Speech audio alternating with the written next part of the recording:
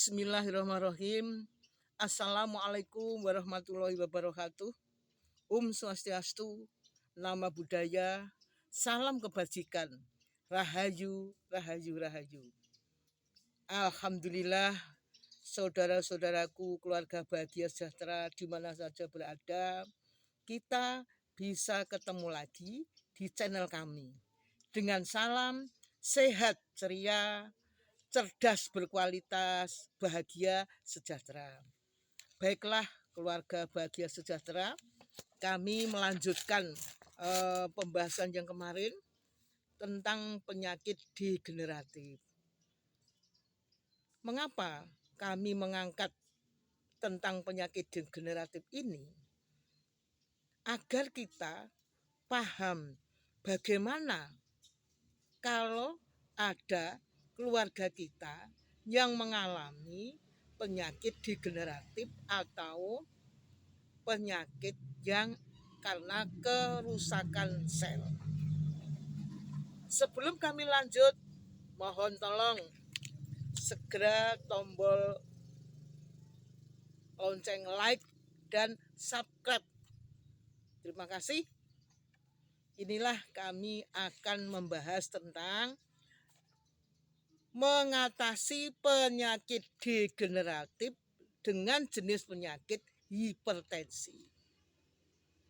Baiklah, saudara-saudaraku, sebelum kami mulai, siapkan buku tulis, pensil, dan simak baik-baik apa yang aku mau sampaikan. Saudara-saudaraku, keluarga bahagia sejahtera di mana saja berada, memang penyakit itu tidak hanya diderita oleh para lansia. Balita pun juga akan mengalami seperti itu kalau tidak terjaga pola makannya yang benar. Nah, untuk ini yang akan kami aturkan adalah penyakit yang rata-rata dialami atau diderita oleh masyarakat secara umum yang usianya di atas 50. Nih, kami bacakan, mohon nanti dicatat agar tidak ketinggalan. Sudah siap semua saudara-saudaraku? Baiklah, kita akan mulai. Kami kasih judul Tata Cara Terapi Penyakit Degeneratif. Utamanya penyakit hipertensi. Baiklah, pelan-pelan akan kami bacakan. Untuk poin A, apakah pantangan atau larangan yang harus dikonsumsi oleh penderita penyakit hipertensi? 1. Masakan berlemak, bersantan, berbumbu pekat, goreng-gorengan, kaldu, kluwek dalam arti sayur rawon, mohon untuk dihindari. Masakan yang dipanasi berulang-ulang, kalau kita istilahnya adalah jangan yang nget-ngetan, itu mohon untuk tidak dikonsumsi. Yang kedua, hindari makanan seafood. Contohnya cumi-cumi, udang, kepiting, kerang, dan petis atau terasi. 3. Hindari fast food atau junk food. Yang keempat, hindari makan jeroan atau kulit unggas. Yang kelima, hindari minuman dan makanan kalengan hasil olahan produksi pabrik yang menggunakan bahan-bahan kimia tambahan pangan. Yang keenam, hindari kopi manis dan rokok. 7. Asinnya garam dan turunannya.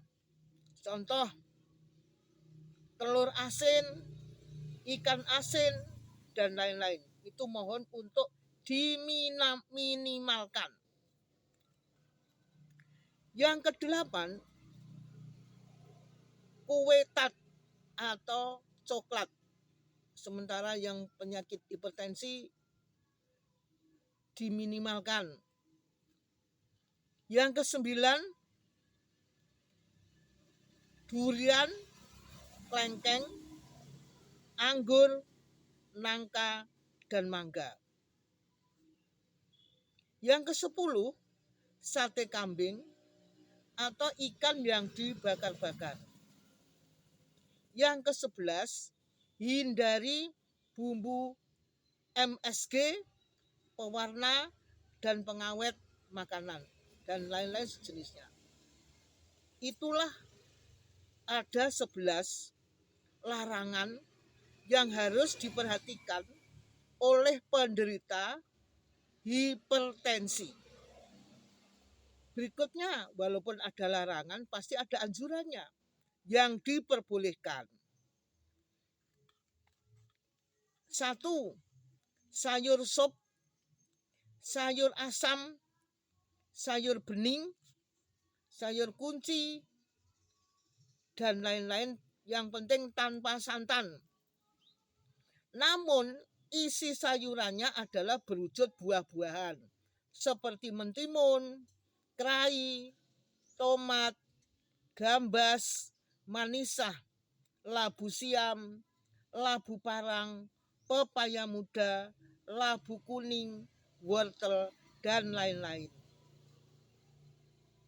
Yang kedua, usahakan lauk pauknya dari ikan laut atau ikan tambak, diperbolehkan.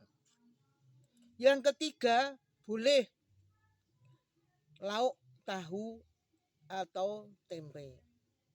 Itulah saudara-saudaraku, untuk penderita hipertensi, pola makan yang diperbolehkan dan pola makan yang dilarang. Sekarang bagaimana agar tetap sehat? Kita harus juga memperhatikan pola hidup sehat. Apa itu pola hidup sehat yang dianjurkan untuk penderita hipertensi? Antara lain 1, hindari ketegangan pikiran. Jangan sedih, jangan stres, dan jangan bingung.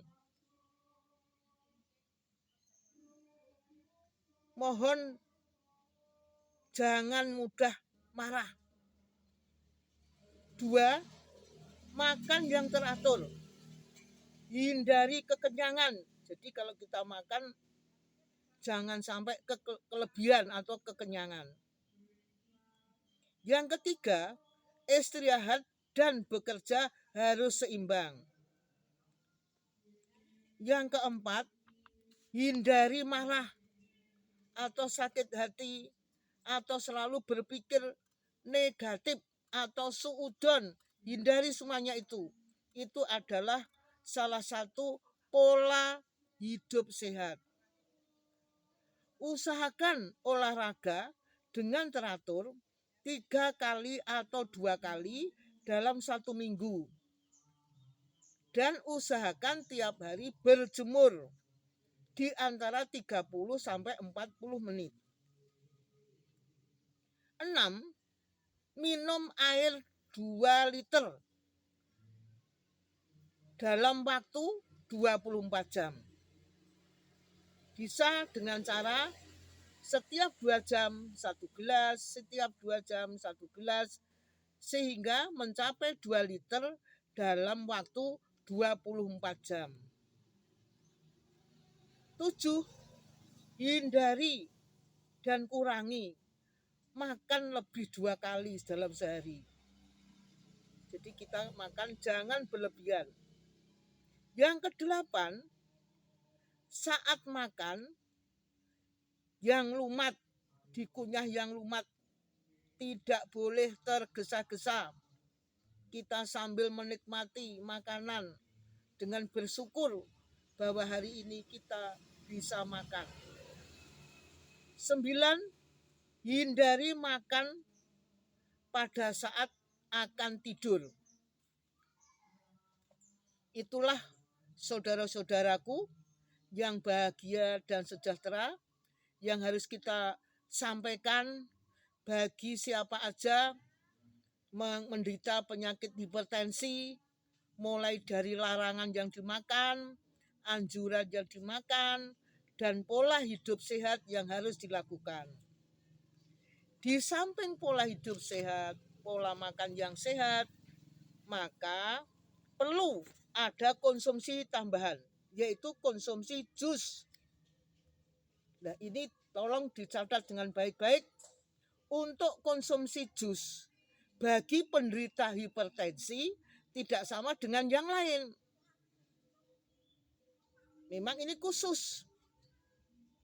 1 yang harus di jus, apel setengah buah separuhnya, wortel juga separuhnya, bawang putih laki 3 siung, belimbing setengah buah, seledri 2 batang, daunnya saja, timun setengah buah, nanas seperempatnya, jeruk nipis 2 tiris, air 350 ml,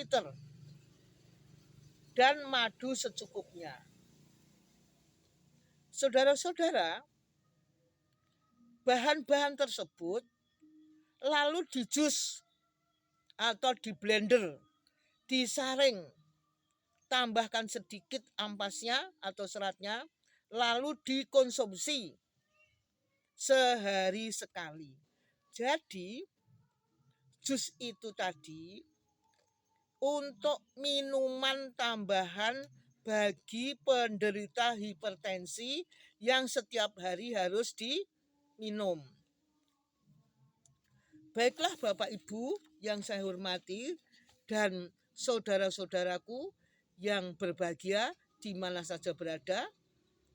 Berikutnya yang ketiga, jangan lupa melakukan terapi stem cell. Apa itu terapi stem cell? Yaitu nutrisi yang harus kita konsumsi untuk sel kita agar tetap sehat. Jadi pola makan dijaga, pola pikir dijaga, pola hidup sehat dijaga. Habis itu harus stem cell kita atau plasenta kita juga harus dijaga. Bagaimana kita untuk bisa memberikan nutrisi stem cell itu? Usahakan kalau pagi hari kita minum nutrisi 1 set SOP Subarasi. Kalau malam 1 set SOP Subarasi ditambah 1 Utsukushi.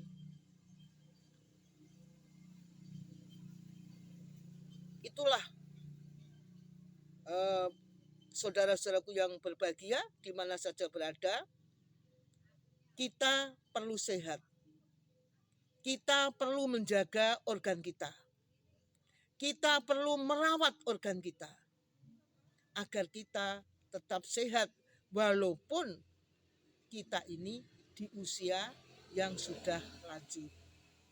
Begitu juga penyakit-penyakit ini tidak hanya diderita oleh saudara-saudara kita yang usia lanjut.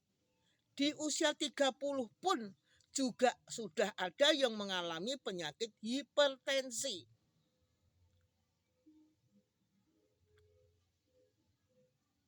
Itulah yang perlu aku sampaikan, informasi ini pasti ada manfaatnya. Konsumsi makanan, jus ini sebaiknya ada waktunya. Kalau Anda ingin sehat, lakukan minimal 1 bulan, maksimal 3 bulan. Pasti akan mengalami perubahan. Kalau Anda tertib, istiqomah, telaten, sabar, jangan emosi. Berikutnya tugas penderita penyakit hipertensi adalah jangan lupa setiap bulan harus tetap cek ke dokter. Yang kedua, karena ini proses penyembuhan, harus tetap mengkonsumsi obat dari dokter sesuai dengan anjuran. Yang ketiga, tetap kita menjaga 3P tadi, pola makan, pola hidup sehat, dan pola pikir yang sehat. Yang keempat, lakukan terapi stem cell. Yang kelima, jaga emosi, kendalikan emosi. Tetap kita dalam keridhaan Allah. Karena sakit ini bukan karena siapa-siapa. Mungkin kita lagi lupa sama Allah. Maka Allah dengan sayangnya kita diperingatkan dalam bentuk sakit. Dan saya berdoa, saudara-saudaraku semuanya di mana saja berada, selalu dalam keadaan sehat. Inilah keluarga besar dan keluarga bahagia di mana saja berada. Kami menyampaikan ilmu ini bertujuan untuk selalu berbuat kemanfaatan. Kita selalu berbuat untuk merasa kepedulian antar sesama. Kalau semua kita sehat, maka aktivitas apapun juga akan enak, akan lancar. Kita kemana-mana juga enjoy. Maka dari itu kita rawat tubuh kita. Kami nanti selanjutnya tidak hanya penyakit degeneratif hipertensi. Untuk pertemuan berikutnya, kami juga akan mengangkat tentang terapi penyakit asam urat. Itulah saudara-saudaraku yang berbahagia di mana saja berada, yang bisa saya sampaikan pasti ada manfaatnya. Sebarkan ilmu ini. Jangan pelit-pelit, jangan medit. Kita sampaikan yang terbaik, pasti ada manfaatnya. Yakin aja. Karena lewat informasi ini, kita semuanya akan sehat, berkah, berkelimpahan. Sekian, terima kasih. Tunggu pertemuan berikutnya. Kita doa semakin sehat, semakin cerdas, semakin menjadi manusia yang berkualitas. Sekian, terima kasih. Akhirnya wassalamualaikum warahmatullahi wabarakatuh.